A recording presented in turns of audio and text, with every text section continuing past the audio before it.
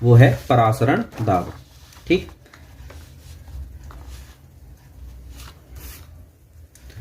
तो चलिए next topic हमारा जो है वो है परासरण दाब।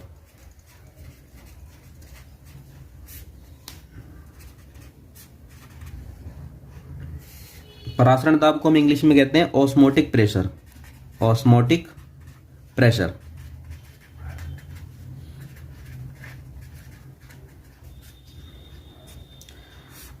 तो परासरण दाब जो होता है, परासरण दाब को समझने से पहले, पढ़ने से पहले हमें कुछ बातें और भी समझनी पड़ेंगी, और वो बातें हैं झिल्लियों के बारे में। किस चीज के बारे में है? झिल्लियां। एक तो हमें परासरण दाब को समझने के लिए क्या समझना पड़ेगा? झिल्लियां, जिसे हम कहते हैं मेम्ब्रेन। कि झिल्लियां क्या होती हैं, एक तो ये समझना पड़ेगा। और झिल्लियां कितने प्रकार की होती हैं, तो विशेष रूप से हमें समझनी पड़ेगी अर्धपारगम्य झिल्ली।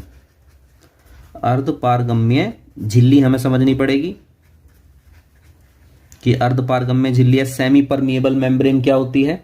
तो एक तो ये दो बातें हमें जाननी है, झिल्लियां क्या होती हैं और अर्धपारगम्य झिल्ली क्या होती हैं। फिर उसके बाद हम लोग पढ़ेंगे परासरण दाब के बारे में, ऑस्मोटिक प्रेशर के बारे में कि परासरण दाब क्या होता है। फिर हम ये जानेंगे कि परासरण दाब ज्ञात करने की जो विधि है, परासरण दाब ज्ञात करने की विधि। तो परासरण दाब ज्ञात करने की विधि है एक, उसका नाम है बर्कले हार्टले विधि।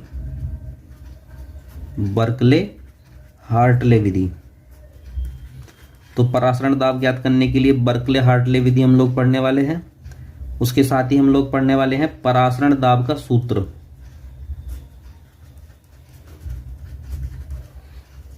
परासरण दाब का सूत्र हम लोग पढ़ेंगे कि परासरण दाब का सूत्र क्या है।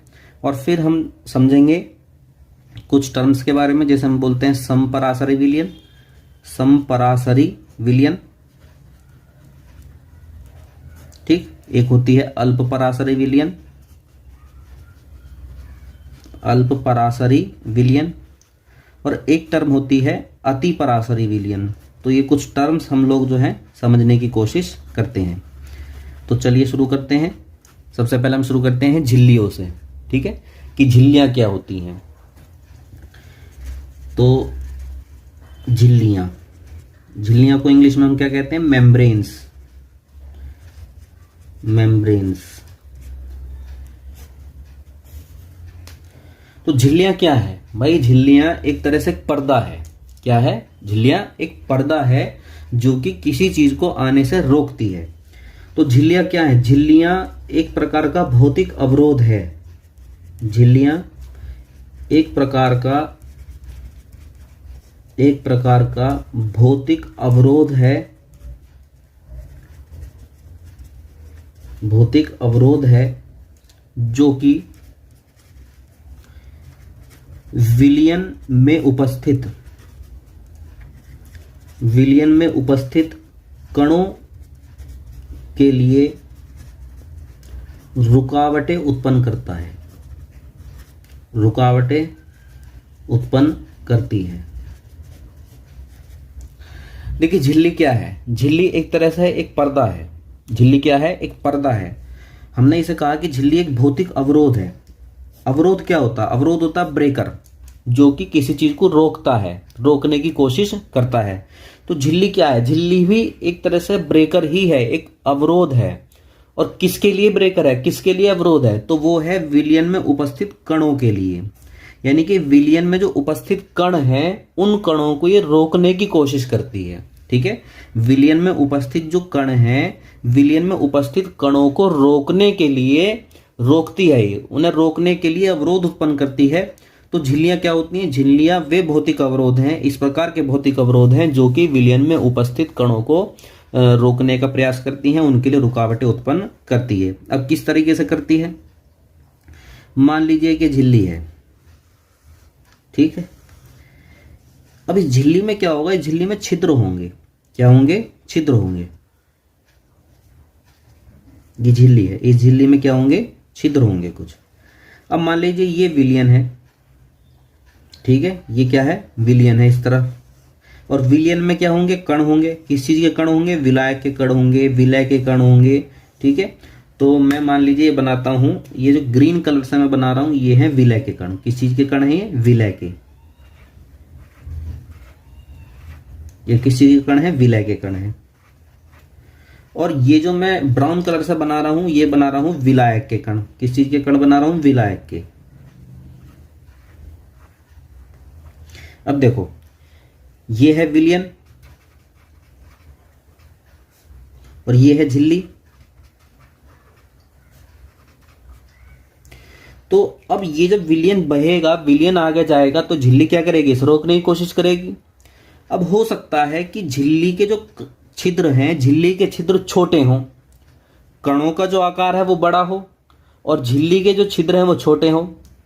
यानी झिल्ली में जो छिद्र हैं वो छोटे हैं और कणों का जो आकार है वो बड़ा है। तो क्या कण झिल्ली के छिद्रों में से होकर जा पाएंगे? नहीं जा पाएंगे।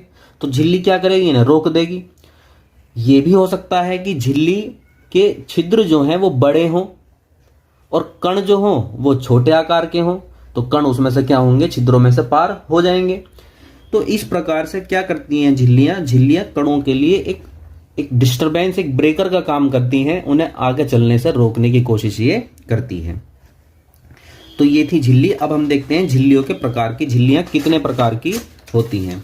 तो झिल्लियां जो हैं, नेक्स्ट हम चलते हैं आगे झिल्लियों के प्रकार।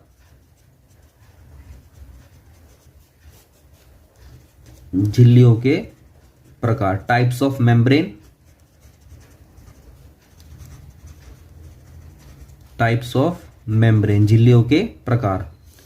तो भाई झिल्लियां होती हैं 3 तरह की, ठीक है। पहली होती है पारगम्य झिल्ली, पारगम्य झिल्ली। दूसरी होती है अपारगम्य झिल्ली, अपारगम्य झिल्ली। और तीसरी होती है अर्धपारगम्य झिल्ली, अर्धपारगम्य झिल्ली। ये हो गई परमिएबल, परमिएबल मेम्ब्रेन। ये हो गई non permeable, non permeable membrane. और ये हो गई semi permeable, semi permeable membrane. ठीक। तो झिल्लियां कितने तरह की हैं? 3 तरह की हैं। एक है परमिएबल पारगम्य झिल्ली, एक है अपारगम्य झिल्ली और एक है अर्धपारगम्य झिल्ली।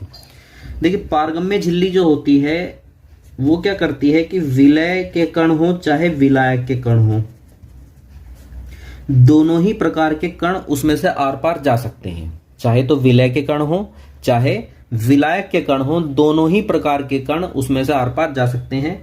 यानी कि इस प्रकार की जो झिल्ली होती है, इस प्रकार की झिल्ली में छिद्र इतने बड़े होते हैं कि उन छिद्रों में से विलय के कण भी आर पार निकल जाते हैं और विलायक के कण भी आर पार निकल जाते हैं। यानी दोनों ही प्रकार के जो कण होते हैं, दोनों ही प्रकार के कण आर पार निकल जाते हैं। डेफिनेशन एग्जाम में कोई कुछ नहीं पूछी जाती है, तो इसलिए डेफिनेशन लिखने से बचेंगे। बाकी लिखनी हो तो इस प्रकार से लिख सकते हैं कि वे झिल्लियां जिसमें से विलय तथा विलायक दोनों ही प्रकार के कण आर पार निकल जाते हैं, उन्हें पारगम्य झिल्ली कहते हैं। मैं एक बार दोबारा बोल रहा हूं, अगर आपको लिखनी है तो आप लिख लीजिए कि वे झिल्लियां जिसमें से विलय तथा विलायक दोनों ही प्रकार के कण आर पार निकल जाते हैं, पारगम्य झिल्ली कहलाती हैं। अब आती है अपारगम्य झिल्ली। अपारगम्य झिल्ली का मतलब क्या है कि वे झिल्लियां जिसमें से ना तो विलायक के कण निकल पाए और ना ही विलय के कण, कुछ भी नहीं यहां से निकलेगा, वे हो गई अपारगम्य झिल्ली। यानी अपारगम्य झिल्ली क्या होगी? जिसमें से कि ना तो विलय के कण जा पाएंगे और ना ही विलायक के कण जा पाएंगे। यहां छिद्र इतने छोटे हैं, इतने छोटे छिद्र हैं कि कोई भी बाहर नहीं जा पा रहा है, कोई भी आर पार नहीं जा पा रहा है, बिल्कुल रोक देगी। तो इसकी डेफिनेशन भी आप लिखना चाहें लिख सकते हैं कि वे झिल्लियां जिसमें से ना तो विलय के कण और ना ही विलायक के कण आर पार जा पाते हैं, उन्हें हम अपारगम्य झिल्ली कहते हैं। कि वे झिल्लियां जिसमें से ना तो विलय के कण ना ही विलायक के कण आर पार जा पाते हैं, उन्हें हम अपारगम्य झिल्ली कहते हैं। हमारे एग्जाम के लिए जो इंपॉर्टेंट है वो ये है। ठीक। इसमें क्या होता है कि जो विलय के जो कण होते हैं, विलय के कण तो आर पार जा नहीं पाते हैं, लेकिन जो विलायक के कण हैं, विलायक के कण झिल्ली के आर पार जा पाते हैं, इसीलिए तो इसका नाम क्या रखा गया, अर्ध। अर्ध यानी कि आधी। भाई इसमें से तो दोनों चले गए, इसमें से कोई भी नहीं जा पा रहा है, और ये क्या है, अर्ध, यानी आधे जा पाएंगे। अब आधे कौन, तो आधे हैं विलायक वाले जा पाएंगे। तो इसकी डेफिनेशन मैं लिख देता हूं, ठीक है। इसकी डेफिनेशन मैं यहां लिखता हूं कि वे झिल्लियां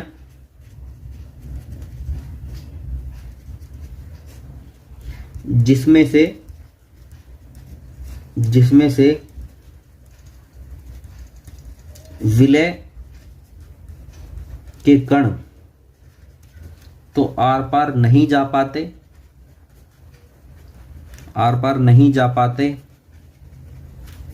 किंतु विलायक के कण आर पार जा सकते हैं, अर्धपारगम्य झिल्ली कहलाती हैं।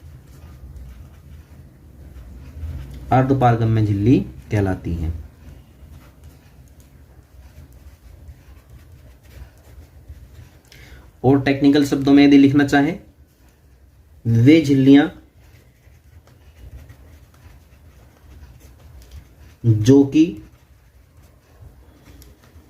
विलय के कणों के लिए तो अपारगम्य, किंतु या लेकिन विलायक के कणों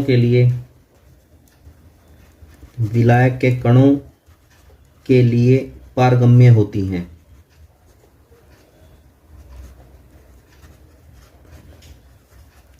अर्धपारगम्य झिल्ली कहलाती हैं।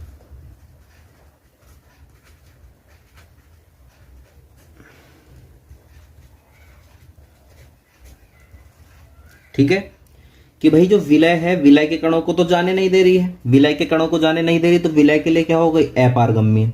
विलय को तो जाने ही नहीं दे रही है, उसके कणों को जाने ही नहीं दे रही है, लेकिन विलायक के कणों को जाने दे रही है, तो विलायक के कणों के लिए क्या हो गई, पारगम्य। यानी दोनों तरह के रोल ये निभा रही है, विलय के लिए अपारगम्य है और विलायक के लिए पारगम्य है। तो ऐसी झिल्लियां जो कि दोनों तरह का रोल करती हैं अलग अलग तरह के कणों के लिए, उसे हम बोलते हैं अर्धपारगम्य झिल्ली। तो डेफिनेशन इसकी आप लिख लीजिए, नोट कर लीजिए, क्योंकि एग्जाम में पूछी जाती है। अब हम देखते हैं इसके एग्जाम्पल क्या क्या हैं। अर्धपारगम्य झिल्ली के एग्जाम्पल भी एग्जाम में आते हैं। तो अर्धपारगम्य झिल्ली के जो एग्जाम्पल हैं, एक दो एग्जाम्पल हम लोग नोट कर लेते हैं। जैसे जो जीवित कोशिकाएं हैं, जीवित कोशिकाएं जो होती हैं, ठीक है, जीवित कोशिकाएं, चाहे वो जंतु कोशिकाएं हो, चाहे वो वनस्पति पेड़ पौधों की कोशिकाएं हो, जीवित कोशिकाओं की जो झिल्लियां होती हैं वो अर्धपारगम्य झिल्ली होती हैं। ठीक है, तो एक एग्जाम्पल लिख सकते हैं जीवित कोशिकाओं की झिल्लियां। दूसरा एग्जाम्पल आप लिख सकते हैं कॉपर फेरोसाइनाइड की झिल्लियां, कॉपर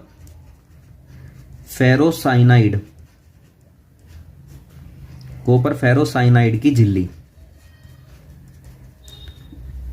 ये एग्जाम के लिए मोस्ट इंपॉर्टेंट है, आपसे बिल्कुल पूछी जा सकती है कि किसी एक रासायनिक रूप से निर्मित अर्धपारगम्य झिल्ली का उदाहरण बताइए। तो ये जो झिल्ली है, ये झिल्ली एक अर्धपारगम्य झिल्ली है और ये रासायनिक रूप से निर्मित है, यानी कि ये बनाई जाती है। क्या करी जाती है, ये बनाई जाती है अर्धपारगम्य झिल्ली जो है ये। तो इसका फॉर्मूला क्या है, इसका फॉर्मूला है Cu2FeCN6, नोट कर लीजिएगा इसे। ठीक है, तो कॉपर फेरोसाइनाइड की जो झिल्ली है ये एक अर्धपारगम्य झिल्ली होती है और ये बनाई जाती है। दूसरा एक एग्जांपल हम देखते हैं। अच्छा, ये बनाई कैसे जाती है, तो ये बनाई जाती है कॉपर सल्फेट और पोटेशियम फेरोसाइनाइड, ये है कॉपर सल्फेट। ठीक है, कॉपर सल्फेट और ये है पोटेशियम फेरोसाइनाइड। पोटेशियम फेरोसाइनाइड की अभिक्रिया के द्वारा ये झिल्ली निर्मित की जाती है। तो Cu2FeCN6। और इसे हाथ 2 ले लेंगे, ठीक है, प्लस 2K2SO4। तो ये कॉपर फेरोसाइनाइड की जो झिल्ली है, कॉपर फेरोसाइनाइड की झिल्ली एक अर्धपारगम्य झिल्ली है, एग्जाम में पूछ ली जाती है ये, इसे ध्यान रखिएगा। तीसरी जो झिल्ली है वो है कैल्शियम फास्फेट की, कैल्शियम फास्फेट की झिल्ली। तो कैल्शियम फास्फेट क्या होता है? CA3PO4 का होल ट्वाइस, इसकी झिल्ली। एक और एग्जांपल अगर देना चाहे तो वो है नाइट्रोसेल्यूलोज की झिल्ली, नाइट्रोसेलुलोज की झिल्ली। तो ये कुछ अर्धपारगम्य झिल्लियों के मैंने उदाहरण आपके लिए लिखे हैं, ठीक है। तो ये आप, तो चलिए फ्रेंड्स, ये हमने अर्धपारगम्य झिल्ली अपनी समझ ली है। अब हम चलते हैं नेक्स्ट टॉपिक की तरफ। नेक्स्ट हमारा टॉपिक है परासरण।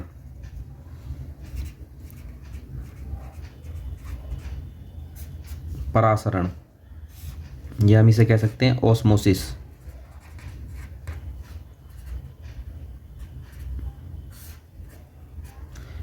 परासरण, तो परासरण क्या होता है, सबसे पहले इसे समझते हैं।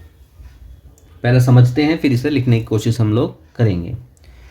तो परासरण क्या होता है? परासरण में देखिए, मान लीजिए हमारे पास ये बीकर है, पात्र है, एक बर्तन है।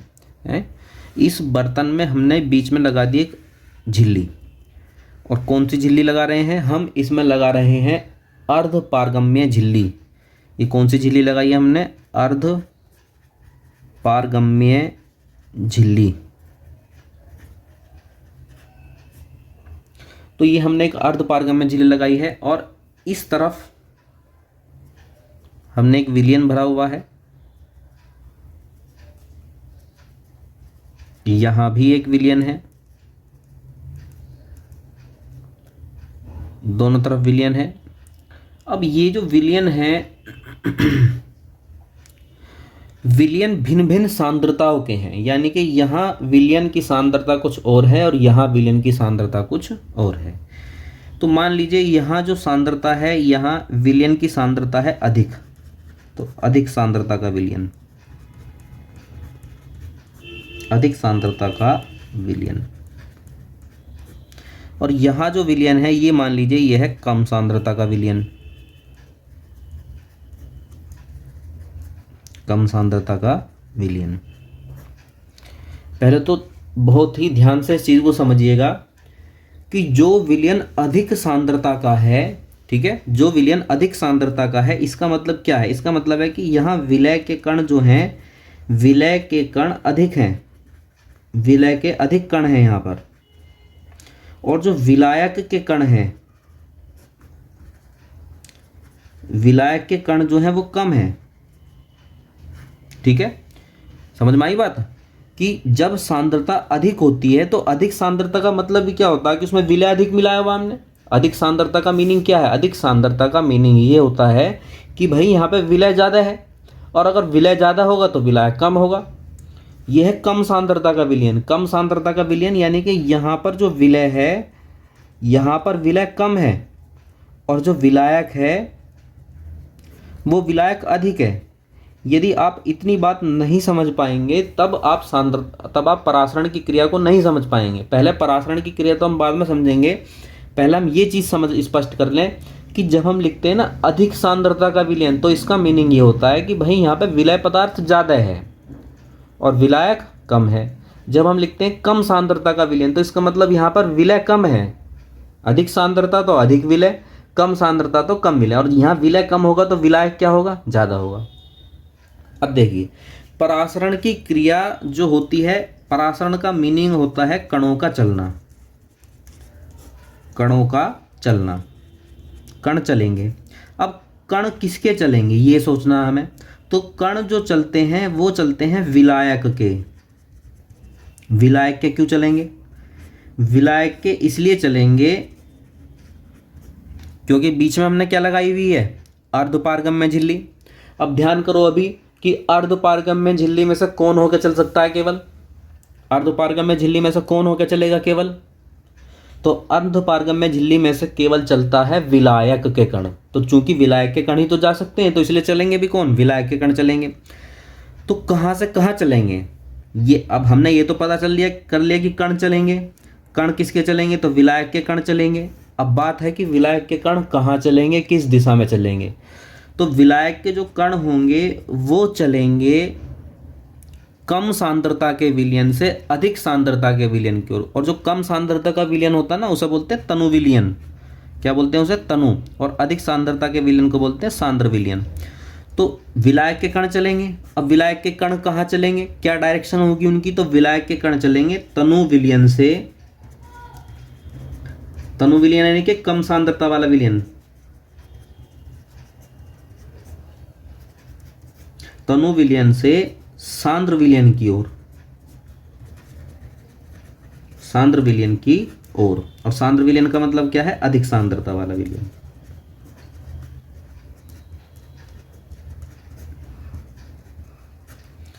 तो अगर आप इन चीजों को समझ पाए हैं तो आप डेफिनेशन इसकी अपना आप ही बना सकते हैं, मैं लिखवाऊंगा बाकी।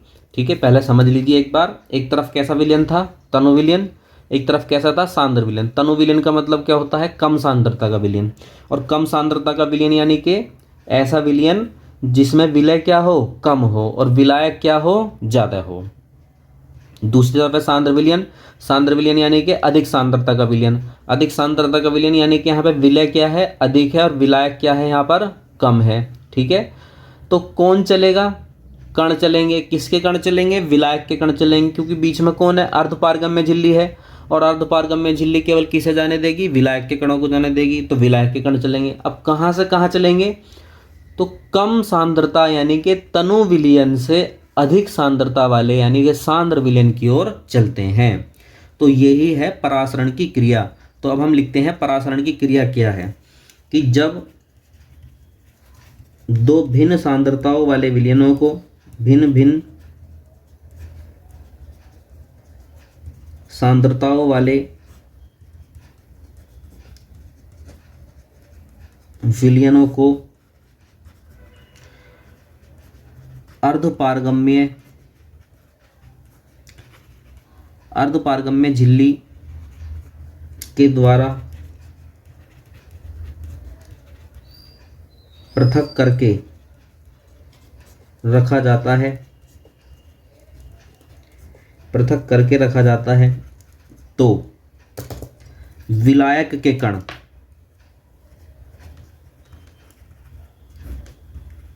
विलायक के कण या अणु, कुछ भी कह सकते हैं, विलायक के कण या अणु तनु विलयन से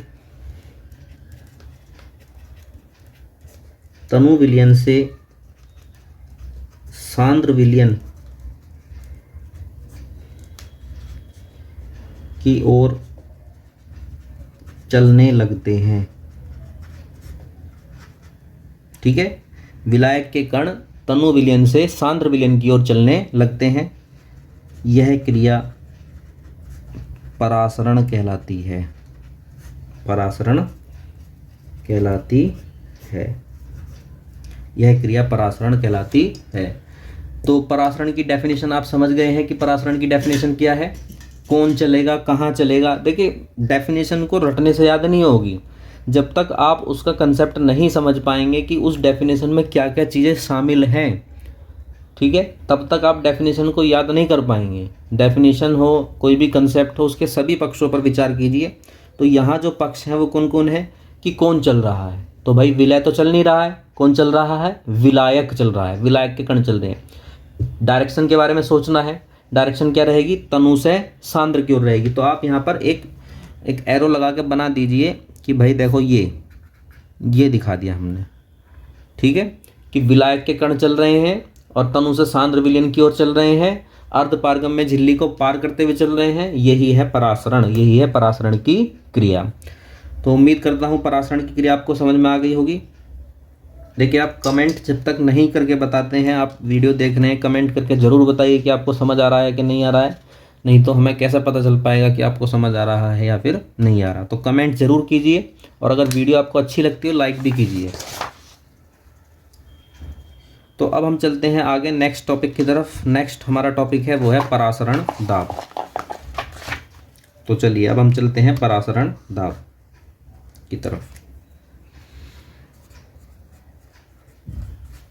परासरण दाब।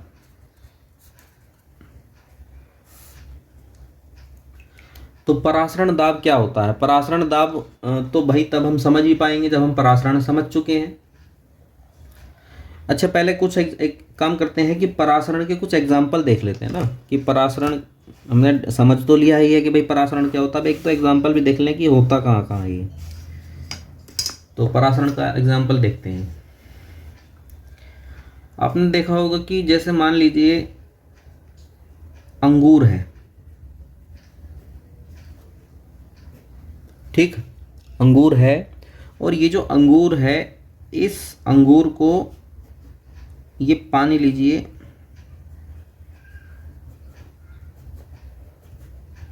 और इस पानी में अंगूर को रख दीजिए, ठीक है। पानी लिया और पानी में क्या रख दिया? अंगूर। देखो अंगूर के अंदर भी तो एक पदार्थ ही भरा हुआ ना, अंगूर के अंदर भी क्या है? विलयन है। और बाहर जिसमें रखा है ये क्या है? पानी। पानी भी एक विलयन ही होता है, बस पानी क्या होता है? बहुत कम सांद्रता का विलयन है। और इसके अंदर जो विलयन है वो क्या है? अधिक सांद्रता का विलयन है। अंगूर के अंदर जो भरा हुआ वो क्या है? अधिक सांद्रता का विलयन है। तो आप देखोगे कि कुछ टाइम बाद पानी इसके अंदर जाने लगेगा, ठीक है, और अंगूर क्या हो जाएगा? फूल जाएगा। कुछ समय बाद अंगूर फूल जाता है। अब आप ये तो कोई भी बता देगा भाई कि अंगूर फूल क्यों गया, तो कोई भी एक छोटा बच्चा भी बता देगा कि भाई अंगूर इसलिए फूल गया क्योंकि पानी उसके अंदर चला गया है, और कोई कारण थोड़ी ना अंगूर फूलने का। तो अंगूर कोई भी बता सकता है कि क्यों फूल गया, तो फूल गया कि भाई पानी उसके अंदर चला गया। लेकिन पानी अंदर ही क्यों गया? पानी अंदर ही क्यों गया, ये सोचना है।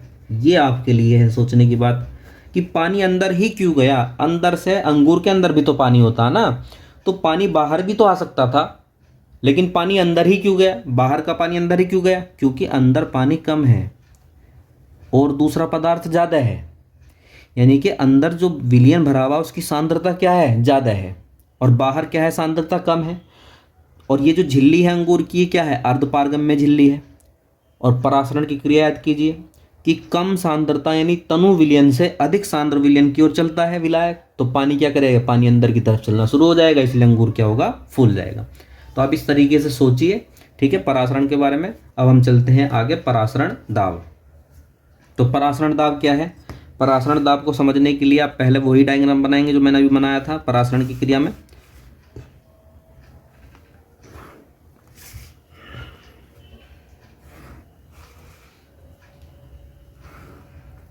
जहां तक संभव हुआ करे आप डायग्राम हर एक हेडिंग में बनाइए, क्योंकि डायग्राम ही हैं जो कि हमें एक बेहतर नंबर लाने में हेल्प करते हैं।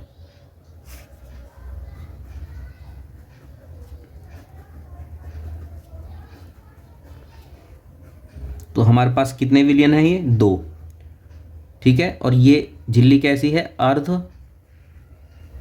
पारगम्य झिल्ली है। ये है अर्ध पारगम्य झिल्ली, और ये विलयन है हमारे पास में 2 विलयन है। एक विलयन की सांद्रता क्या होगी? कम होगी, और एक विलयन की सांद्रता अधिक होगी। तो ये है सांद्र विलयन या अधिक सांद्रता का, है ना, अधिक सांद्रता का। तो ये कैसा विलयन हो गया? सांद्र विलयन। और ये है कम सांद्रता का, तो ये कैसा हो गया? तनु विलयन। और अब मुझे ये बताइए कि कौन चलेगा? विलायक के कण चलेंगे। कहाँ से कहाँ चलेंगे? तनु विलयन से सांद्र विलयन की ओर चलेंगे, ठीक है। तो ये हो गए विलायक के कणों के चलने की डायरेक्शन। देखो अब हमें क्या करना है? हमें ये करना है, बहुत ध्यान से समझिएगा, हमें ये करना है कि विलायक के कण कहाँ जा रहे हैं। पहले तो ये सोचिए विलायक के कण कहाँ जा रहे हैं? तनु विलयन से सांद्र विलयन की ओर जा रहे हैं, ठीक है। तो ये जो सांद्र विलयन है, इस सांद्र विलयन पर हमें दाब डालना है, एक बाह्य दाब डालना है, एक एक्सटर्नल प्रेशर डालना है। तो हमें डालना है बाह्य दाब। और कितना बाह्य दाब डालना है? इतना बाह्य दाब डालना है कि ये जो विलायक के कण आ रहे थे ना, ये जो विलायक के कण आ रहे थे, ये विलायक के कण क्या होंगे? यहाँ आने से रुक जाएं। भाई ये तो ऐसे आ रहे हैं, ये क्या कर रहे हैं? ऐसे आ रहे हैं, और हम दाब डालेंगे ऐसे। तो वो जो दाब डालेंगे, वो दाब क्या करेगा? इन कणों को यहाँ, ये जो यहाँ कण आ रहे थे, इन कणों को आने से रोक देगा, ठीक है। तो हमें क्या करना है? हमें ये करना है, बस एक चीज़ का ध्यान रखना है, कि अभी तक तो हमने लिए थे दो भिन्न भिन्न सांद्रताओं के विलयन, ठीक है। लेकिन जब हम विशेष रूप से परासरण दाब की बात करते हैं, परासरण दाब को ही समझते हैं, अभी तक तो हमने परासरण समझा था, जब हम परासरण दाब की बात करते हैं तो हम दो विलयन नहीं लेते हैं, दो विलयन की जगह हम लेते हैं एक विलयन। अभी समझाते हैं। ये हो गई हमारी झिल्ली, अर्धपारगम्य झिल्ली, ठीक है। जिस भी विलयन का परासरण दाब, बहुत ध्यान से सुनिएगा, जिस विलयन का परासरण दाब हमें ज्ञात करना है वो हमने भर दिया यहां, ये भर दिया।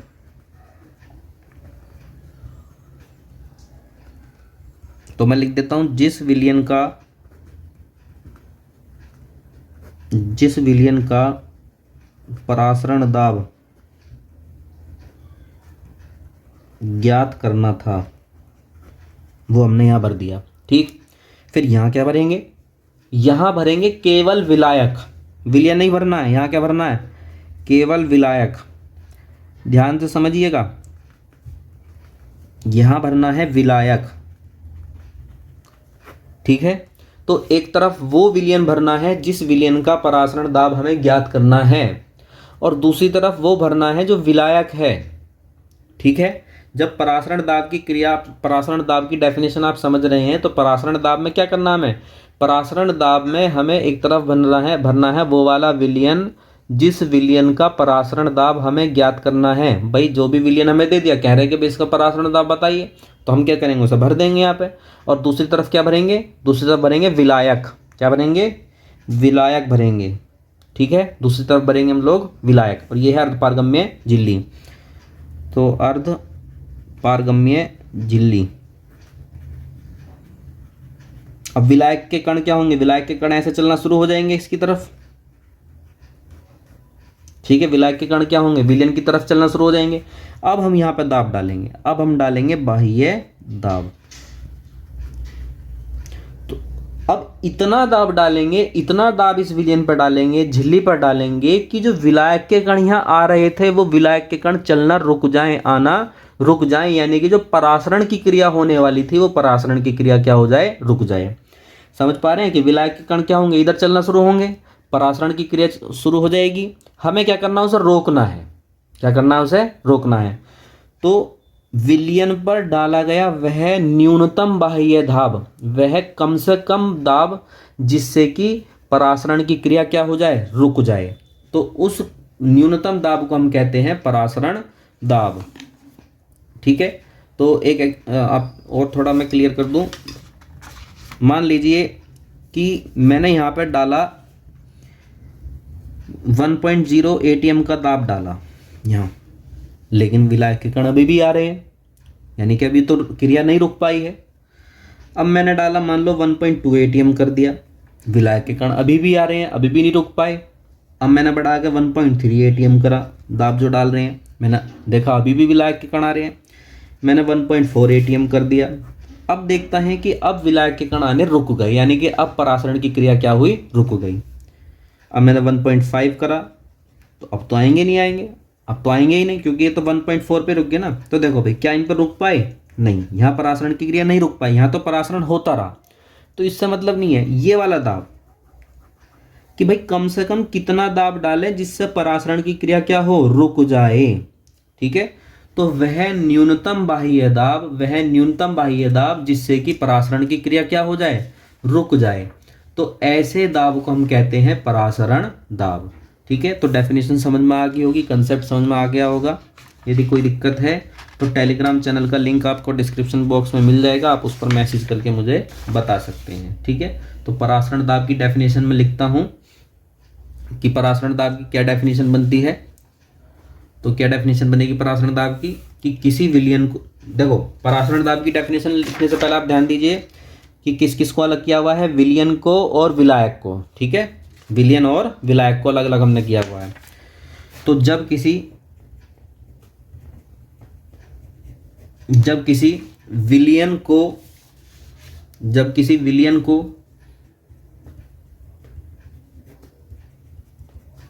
अर्धपारगम्य झिल्ली द्वारा अर्धपारगम्य झिल्ली के द्वारा विलायक से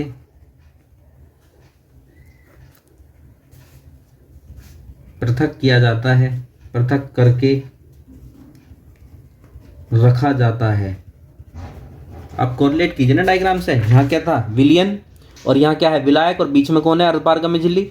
तो जब किसी विलयन को अर्धपारगम्य झिल्ली के द्वारा विलायक से पृथक करके रखा जाता है तो परासरण की क्रिया को रोकने के लिए, परासरण की क्रिया को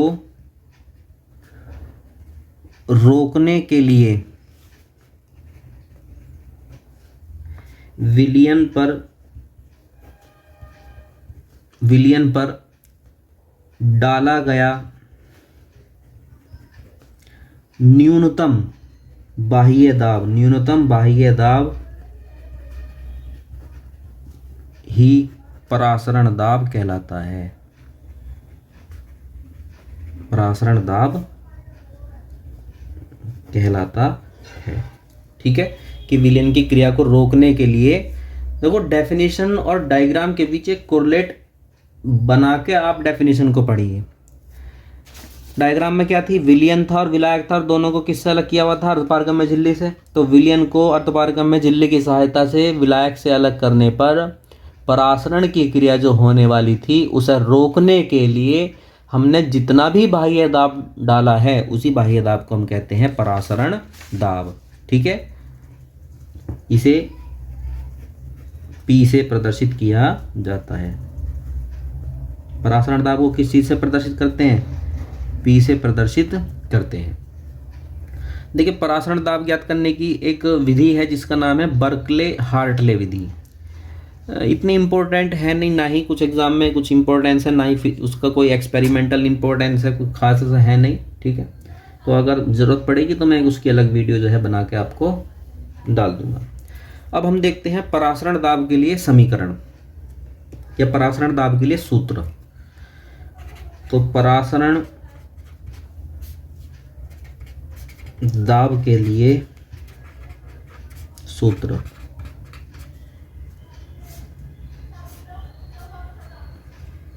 तो परासरण दाब के लिए जो सूत्र है उससे पहले हमें कुछ 2-4 बातें ये समझनी पड़ेंगी जो कि वान 't हाफ ने बताई। ठीक है, किसने बताई, वान 't हाफ ने बताई। वान 't हाफ ने एक सिद्धांत दिया जिसका नाम है वान 't हाफ का विलयन सिद्धांत। ठीक, क्या सिद्धांत है, वान 't हाफ का विलयन सिद्धांत। तो किसी विलयन का परासरण दाब, विलयन का जो परासरण दाब होता है, विलयन का परासरण दाब ज्ञात करने के लिए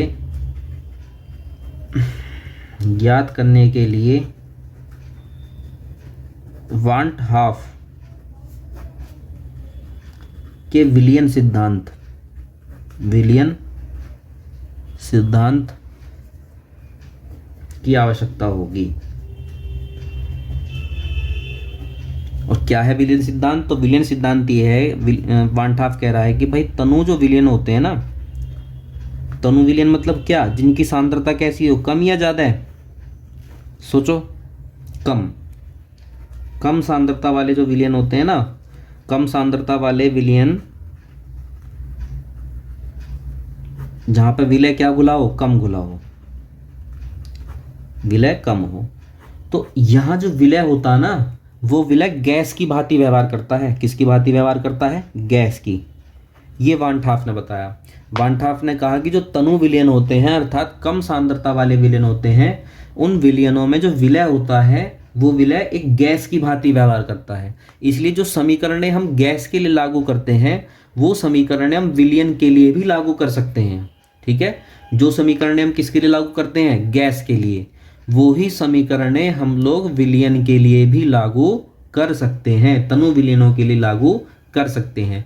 यही है वान 't हाफ का विलयन सिद्धांत, तनु विलयनों के लिए सिद्धांत। तो जो गैस के लिए जो समीकरण आपने पढ़ी है, गैस के लिए समीकरण क्या पढ़ी है, गैस के लिए जो समीकरण पढ़ी होंगी आपने, जैसे 2-3 बातें पढ़ी हैं। एक बायल का नियम पढ़ा होगा, बायल का नियम, बायल का नियम क्या पढ़ा है हमने कि बायल का जो नियम होता था वो ये होता था कि दाब प्रोपोर्शनल टू आयतन, ये होता था दाब प्रोपोर्शनल टू आयतन। दूसरा एक नियम पढ़ा होगा चार्ल्स का नियम,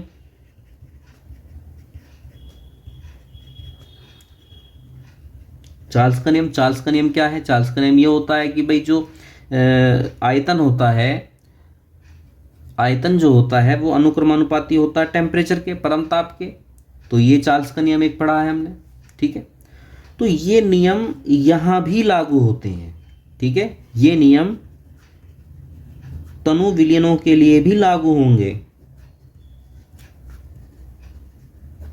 तनु विलयनों के लिए भी लागू होंगे। और क्यों होंगे? क्योंकि तनु विलयनों में जो विलय है वो किसकी भांति व्यवहार कर रहा है? गैस की भांति व्यवहार कर रहा है। तो इन्हीं चीजों को लेते हुए एक समीकरण बना लेते हैं हम लोग। आपने 11वीं में पढ़ी होगी पीवी इजिकल टू NRT, यहां लिखते हैं PV is equal to NST, NST। ये है परासरण दाब की समीकरण, ठीक है। परासरण दाब के लिए समीकरण।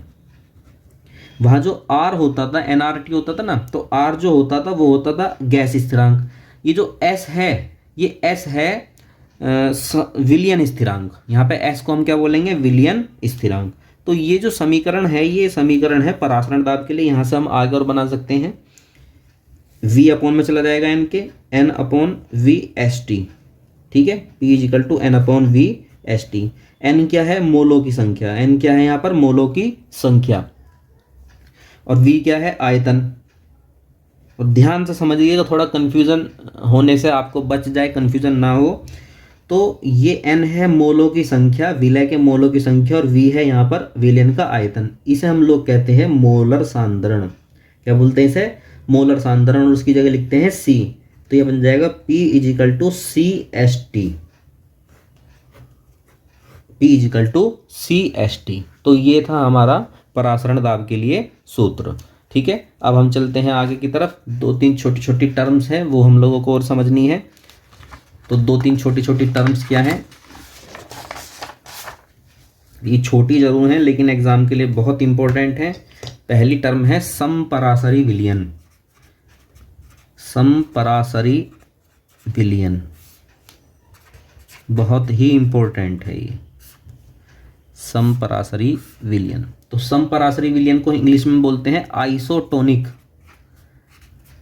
Isotonic solution.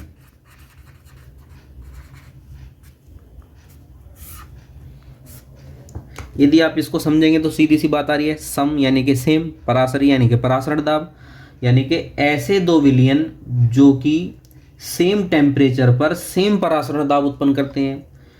तो क्या क्या शर्तें हैं? पहले शर्तें ध्यान रख लेते हैं। तो शर्तें क्या है?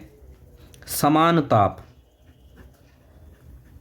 पर समान परासरण दाब उत्पन्न करेंगे, समान परासरण दाब। बस यही है कि कोई ऐसे दो विलयन, कोई ऐसे दो विलयन जो कि समान ताप पर, जो कि समान ताप पर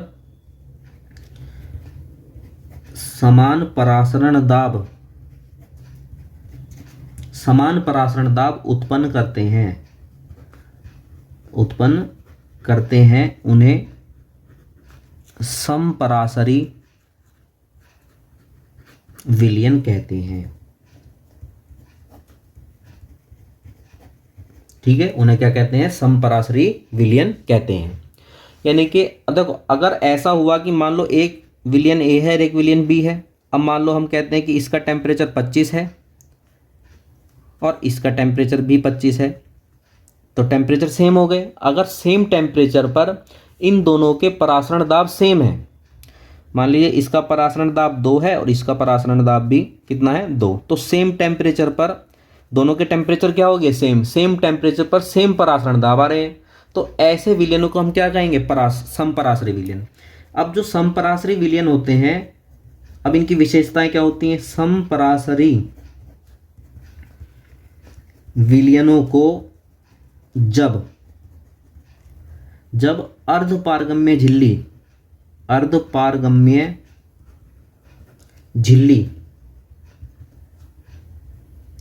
द्वारा पृथक करके रखा जाता है तो परासरण की क्रिया नहीं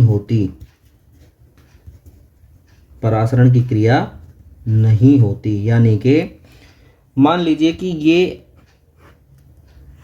अर्धपारगम्य झिल्ली हो गई, ठीक है, सेमी परमिएबल मेम्ब्रेन, एसपीएम का मतलब समझ आ गया, एस का मतलब सेमी, पी का मतलब परमिएबल, एम का मतलब मेम्ब्रेन, यानी कि अर्धपारगम्य झिल्ली। अब ये दो विलयन है, एक ए है और एक बी है, और ये दोनों समपराश्रयी विलयन है। तो भाई अगर ये दोनों समपराश्रयी विलयन है ना, तो इन दोनों के बीच में परासरण की क्रिया नहीं होगी, यानी कि ना तो विलायक यहां से यहां जाएगा और ना ही यहां से यहां जाएगा, कोई भी कण नहीं चल पाएगा अगर समपराश्रयी विलयन है तो। दूसरा है कि इनके परासरण दाब तो सेम है ही, परासरण दाब समान उत्पन्न करते हैं, ठीक है, यानी कि जितना परासरण दाब पहले का होगा उतना ही परासरण दाब दूसरे का होगा। अब परासरण दाब का फॉर्मूला क्या बताया था, CST था, यहां भी क्या लिखेंगे, CST। ये पहले की मोलर सांद्रता, ये दूसरे की मोलर सांद्रता, टेम्परेचर तो सेम है, वो तो पहले ही लिख दिया गया समान ताप, तो आप T1 T2 नहीं लिख सकते हैं, ठीक है भाई। परासरण दाब का फॉर्मूला क्या था, परासरण दाब का फॉर्मूला था ये रहा, P बराबर CST, ठीक है। क्या फॉर्मूला था, T इजिकल टू CST, तो पहले के लिए CST, दूसरे के लिए CST, C1 C2, लेकिन T1 T2 नहीं रख सकते, क्यों, क्योंकि पहले ही शर्त आ गई समान टेम्परेचर रखना भाई। तो S से S कैंसिल हो जाएगा और T से T कैंसिल हो जाएगा, तो क्या आ जाएगा, C1 इजिकल टू C2। यानी कि समपराश्रयी विलयन जो होते हैं ना, उनकी जो मोलर सांद्रताएं होती हैं, ये क्या है, C1 और C2 क्या है, मोलर सांद्रताएं, वो भी बराबर होती हैं। तो अगली बात क्या पता चली कि समपराश्रयी विलयनों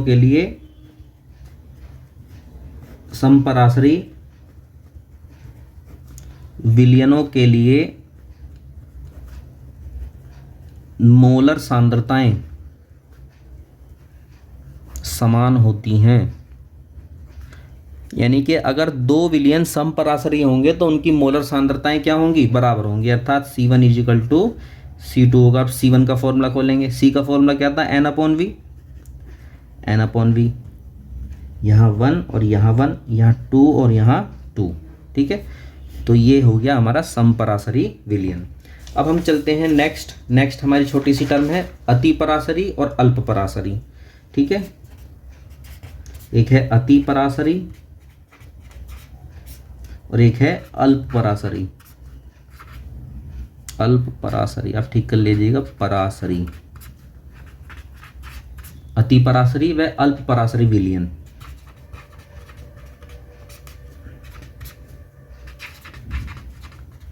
हम इन्हें इंग्लिश में कहते हैं, अतिपराश्रयी को क्या कहते हैं, हाइपरटोनिक, और इसे हम बोलते हैं हाइपोटोनिक। तो हाइपरटोनिक सॉल्यूशन और हाइपोटोनिक सॉल्यूशन। तो देखो दो सॉल्यूशन हमने रखे, अब उसमें से क्या है, मान लो एक ने परासरण दाब कम उत्पन्न करा और दूसरे ने परासरण दाब अधिक उत्पन्न करा, तो जो अधिक उत्पन्न कर रहा है वो हो गया अतिपराश्रयी और जो कम उत्पन्न कर रहा है वो हो गया अल्पपराश्रयी। तो समान ताप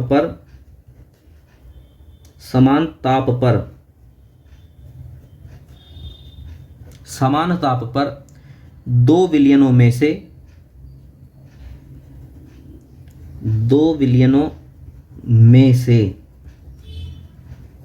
जो विलयन अधिक परासरण दाब उत्पन्न करता है वह अतिपराश्रयी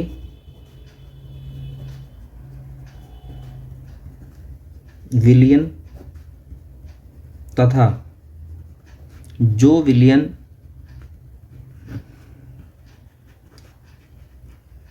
कम परासरण दाब उत्पन्न करता है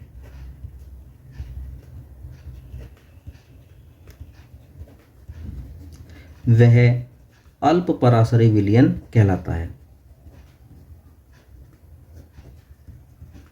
अल्प परासरी विलयन